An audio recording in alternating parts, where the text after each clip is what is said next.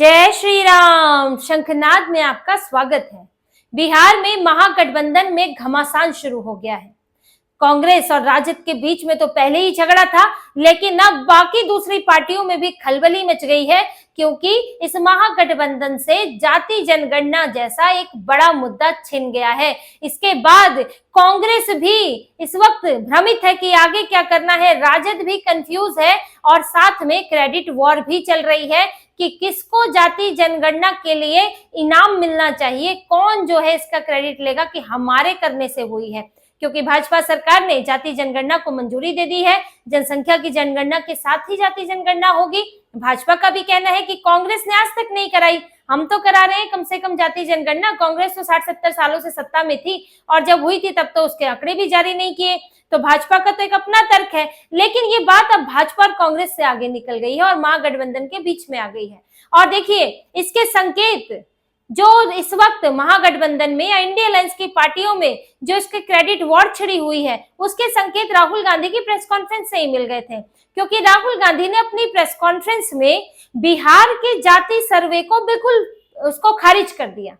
यहीं से ही खटक जो है शुरू हुई है।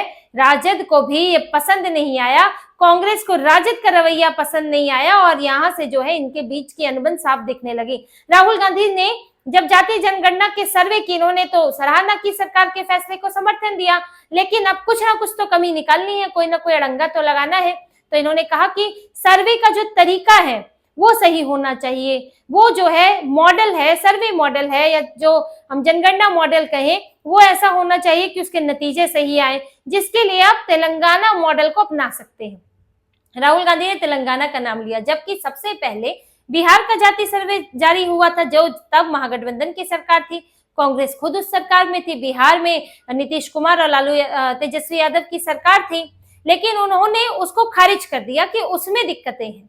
अब इन्होंने कर्नाटक में भी कराया था, लेकिन उसका नाम नहीं ले सकते क्योंकि वहां कांग्रेस पहले ही फंसी है। वो कलिंगा और लिंगायत समुदाय के लोग इनके पीछे पड़े कि आपने जो है हमारी जनसंख्या कम दिखाई है, जानबूझ के हमें कैटेगरीज में बांट दिया गया है, सब कैटेगरीज में बांट दिया गया है, तो वो तो पहले ही फेल बताया जा रहा है, उसमें कमियां बताई जा रही है, इसलिए इन्होंने तेलंगाना का नाम लिया।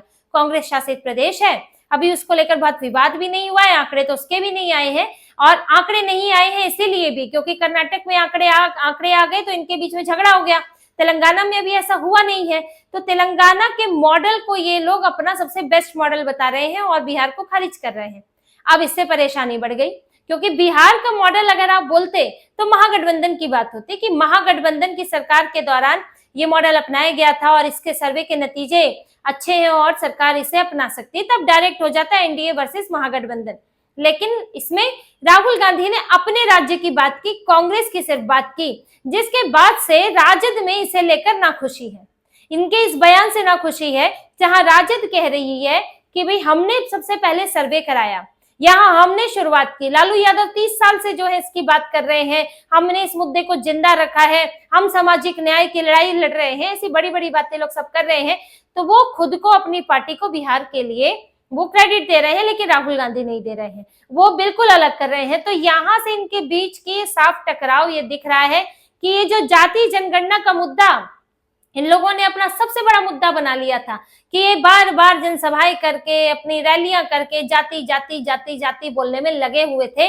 लेकिन अब जब बीजेपी ने अपना मास्टर स्ट्रोक चलकर इनसे मुद्दा छीन लिया है, अब ये क्या बोलेंगे, जब तक जाति जनगणना हो नहीं जाती, उसके नतीजे नहीं आ जाते, तब तक तो सारी बातें हवाई है कि इस मॉडल से उस मॉडल से कर लो, क्या तरीका होगा, कब होगा, वो सब तो 2-4 दिन में आ जाएगा सामने। 25 सितंबर 2025 से ये जनगणना शुरू होनी है, उसी में जाति जनगणना शुरू हो जाएगी, 2 साल तो कम से कम लगेंगे, पहले ही साफ है, तब तक इन्हें चुप बैठना पड़ेगा।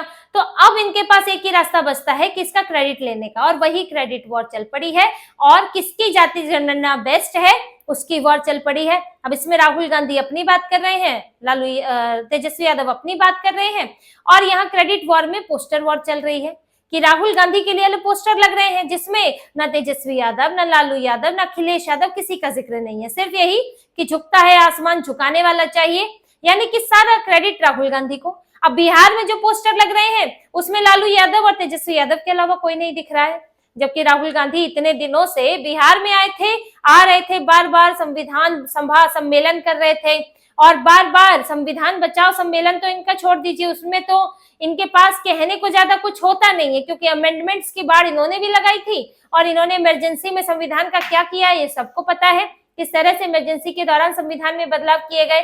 तो कांग्रेस इतने सालों से सत्ता में थी और उसमें संविधान के साथ क्या क्या हुआ है, इसमें कांग्रेस जो है उसके पास कहने को ज्यादा नहीं रहता है। लेकिन ये संविधान बचाओ सम्मेलन में बार बार जाति जनगणना की बात करते थे, ओबीसी की बात करते थे।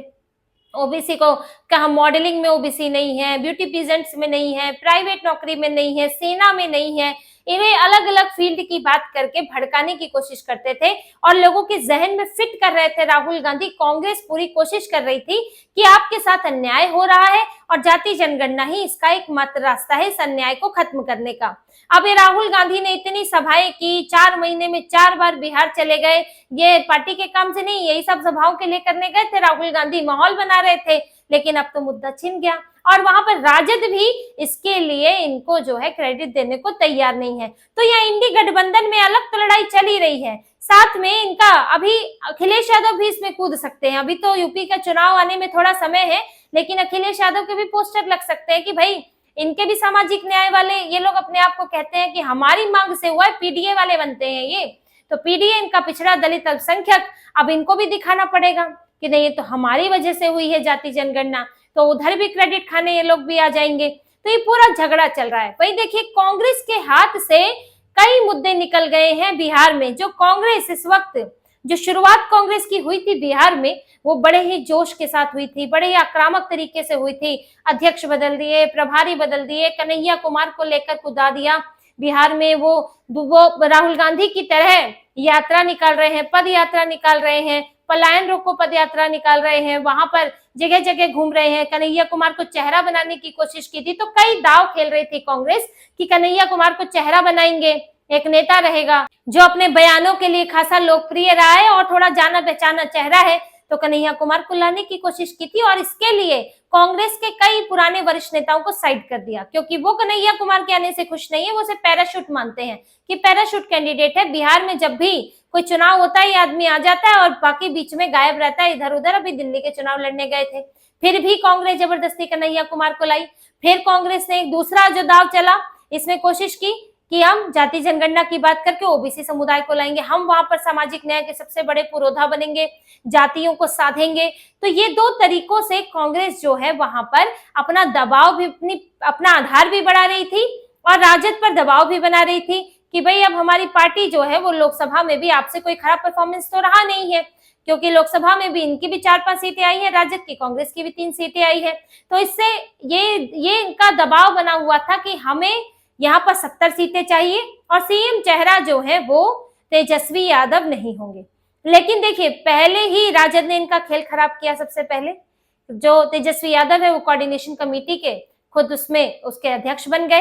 कोऑर्डिनेशन कमेटी जो कि सभी गठबंधन दलों की एक कमेटी है जो कि तय करेगी सीटें किसकी होंगी और चेहरा कौन होगा, उसके अध्यक्ष बन गए और मीडिया में बयान भी दे दिया।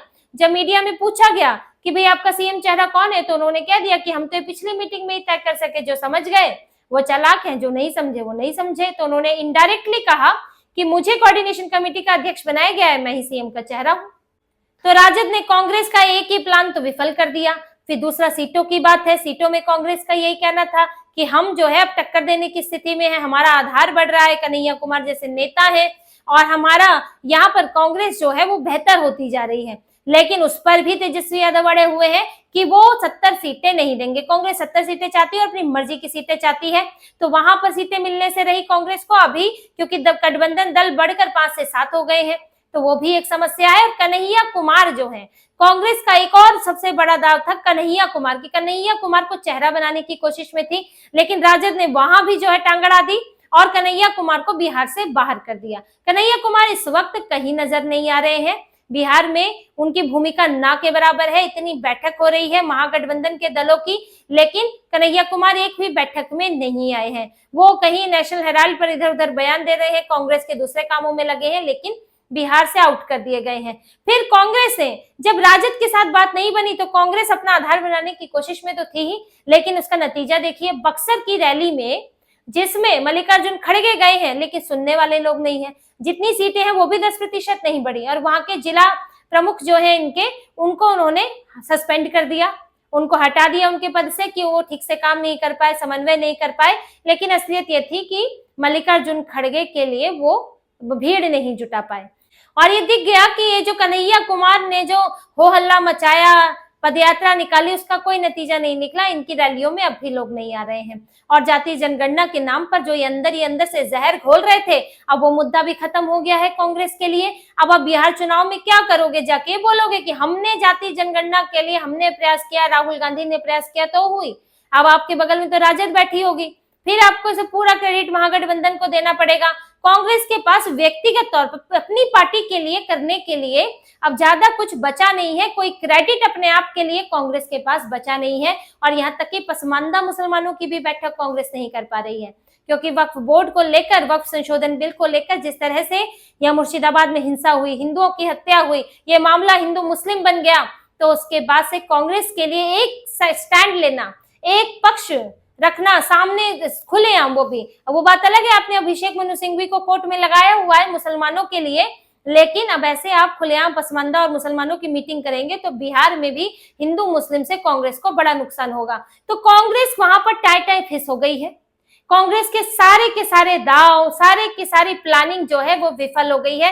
राजद सुनने को राजी नहीं है, जनता को कहने को कुछ बचा नहीं है। और साथ ही अब महागठबंधन में अलग झगड़ा चल रहा है, जो कि यहाँ साफ है कि अब धीरे धीरे जैसे जैसे, अभी तो देखिए फैसला हुआ ही है, एक दो दिन थोड़ा हंगामा चलेगा, सबके अपने अपने बयान आएंगे, फिर उसके बाद अब जब चुनाव नजदीक आएंगे तब इनका टकराव और खुलकर सामने आएगा। अभी तक तो देखिए इनके जो महागठबंधन के जो दल है, इनको भी लग रहा था कि इस बार जो है राजद का चांस हो सकता है, महागठबंधन का चांस हो सकता है, इनके पास जातीय जनगणना जैसा एक मुद्दा भी था। लेकिन अब क्योंकि ये मुद्दा तो खत्म हो गया, तो इनके गठबंधन दलों में भी इस वक्त खलबली है, गठबंधन टूटने की स्थिति में है कि ये जो दल हैं ये चुनाव तक साथ रह पाएंगे कि नहीं, इस पर भी सस्पेंस बना हुआ है। अगर किसी को लगता है कि यहाँ अब इस बार गठबंधन का, महागठबंधन का चांस नहीं है, आपस में ही टकराव बहुत ज्यादा है और जनता के पास ले जाने को भी कुछ नहीं है, तो इनके दल टूटकर वापस जो एनडीए में आ सकते हैं, ये स्थितियां तक बन सकती हैं। तो इस वक्त महागठबंधन बड़ी ही मुसीबत में है। और अपनी पार्टी के लिए तो की समस्या तो है ही, कांग्रेस जैसी पार्टी के लिए अपना मुद्दा तो उनका चला गया, लेकिन महागठबंधन को मजबूत रखना भी इनके लिए समस्या बन गया है। और जो सीटों को लेकर, सीएम चेहरे को लेकर जो झगड़ा चल रहा है वो अलग है। अभी 4 मई को बैठक होनी है, हर बार बैठक होती है, फिर एक नई और बैठक की तारीख आ जाती है, क्योंकि कोई फैसला नहीं हो पाता है। तो बिहार महागठबंधन इस वक्त बड़े ही नाजुक दौर में है। बड़ी आपस में इन दो पार्टियों के बीच में समस्याएं चल रही है। बाकी पार्टियों के लिए भी संशय बना हुआ है कि अब आगे क्या होने वाला है। लेकिन बिहार में इनके लिए महागठबंधन को एक बड़ा झटका लगा है और इनके लिए आगे की स्थितियां बड़ी मुश्किल होने वाली हैं। तो इसी तरह की और खबरें और विश्लेषण आपके लिए लाते रहेंगे। हमसे जुड़े रहिए, सब्सक्राइब कीजिए, कमेंट कीजिए। बहुत बहुत धन्यवाद। जय श्री राम।